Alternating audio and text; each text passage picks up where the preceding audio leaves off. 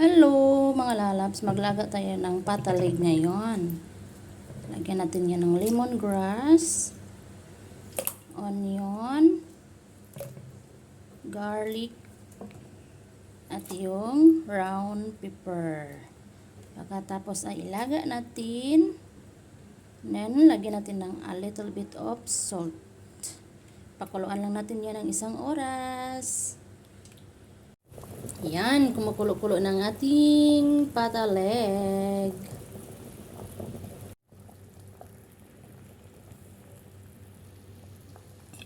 Yan, naglaga tayo ng patalig mga lalabs. Pakuluan natin ito ng 1 oras bago natin siya i-prito sa mantika para masarap ang ating patalig. Ayan, 1 oras po natin yan siya ipakuluan mga lalabs.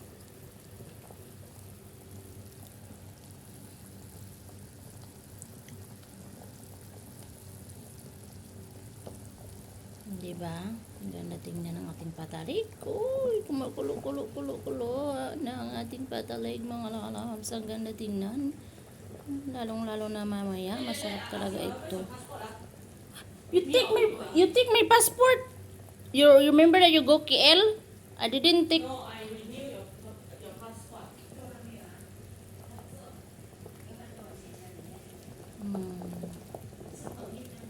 Lalabs, andito natin crispy patalig. Ayan. Ano siya mga lalabs, no? Yung water niya mga lalabs. Unti-unting. Ayan siya. Unti-unti siya na wawala yung tubig niya. Ayan, binaligtad natin siya para mas maganda yung resulta ng kanyang pagluto. Ayan. Still 30 minutes bago natin siya i-dry natin, pukpukin ng skin niya at lagyan ng asin bago natin yan siya isalang sa mantika.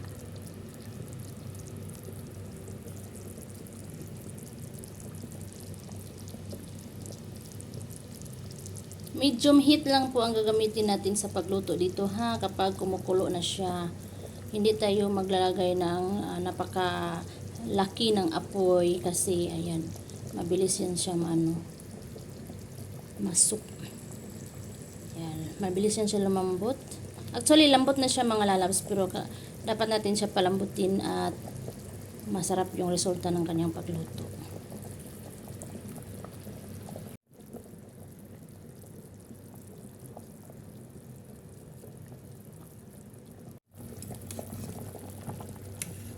Lambot na siya mga lalabs. Ang laki niya. Ang laki po talaga niya. Nahihirapan ako sa pagtayo. Hindi na lang siguro natin siya ipatayo mga lalabs. Ayan. Ayan, tumayo. Ayan, soft na siya. Try natin siya ipatayo. Ayan. Ayan. Ganyan talaga siya. Ayaw niyang tumayo. Hindi straight ang kanyang See? My hand. Oh, soft na siya mga lalabs. Hindi natin siya hain. Ihain na natin yan.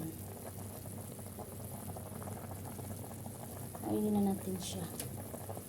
Ayan. O-fire muna tayo mga lalabs. Tapos hainin natin na crispy pataleg. Ayan. Yung sabaw naman yan ay hindi namin gagamitin yan. Itapon lang yan siya mga lalabs. Kasi ayaw ng amo ko yung sabaw niya.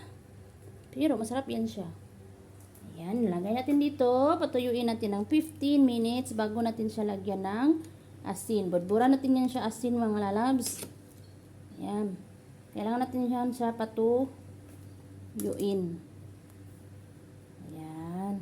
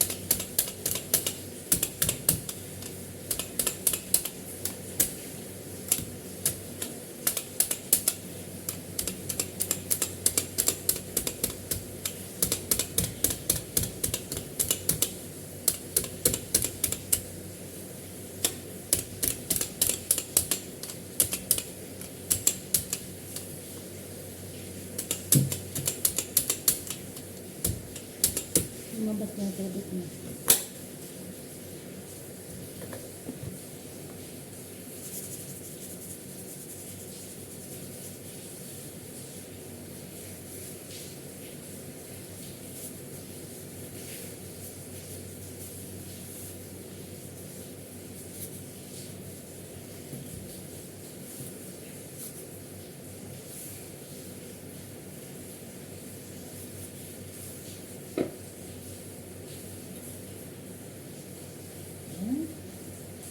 I-dry na natin siya ng 15 minutes.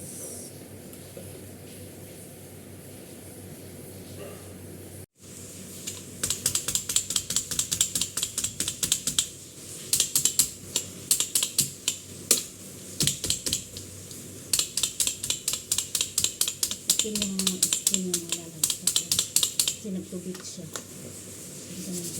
Iwaran siya ng asin yung buong katawan niya. Ayan. And then, i-dry natin siya kasi lumabas yung water. I-dry natin siya para i-prito niya. Puro tayo ng oil para sa ating crispy pata. Ayan. Alright. At medium heater.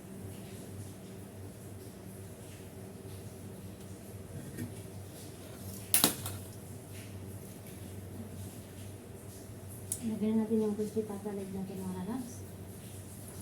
Sunod, tatakpan kasi pumutok-putok ito.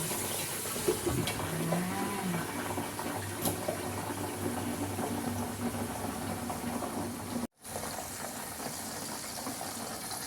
Ayan siya, natakpan na natin siya mga lalabs.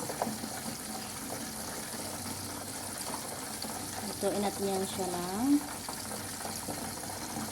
30 minutes.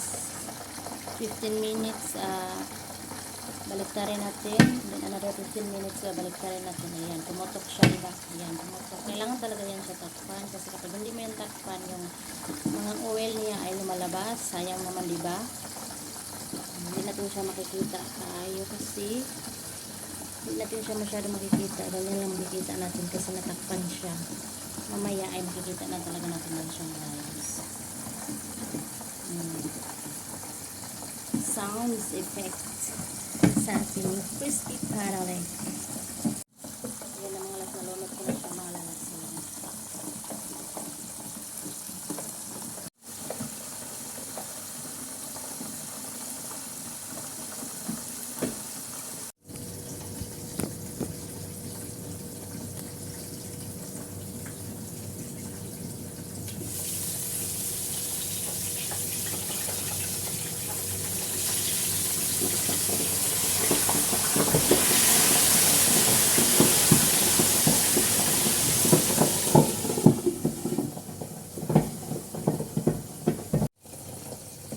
Ayan, nabaliktad na natin siya mga lalabs.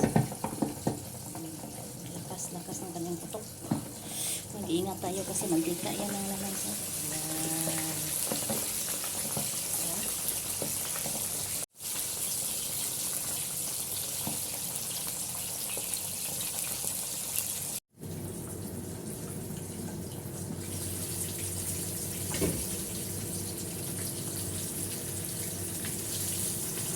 Maganda din na yung crispy pata na kanina.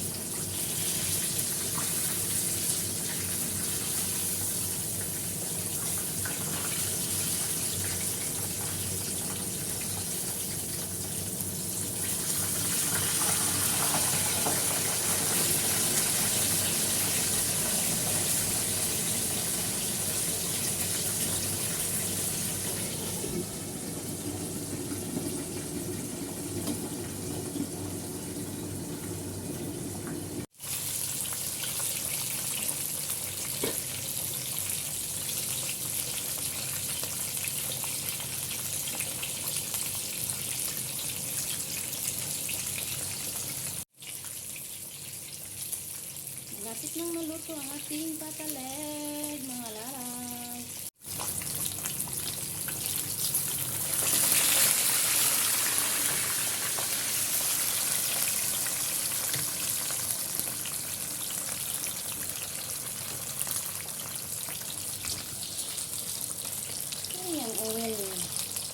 sakit.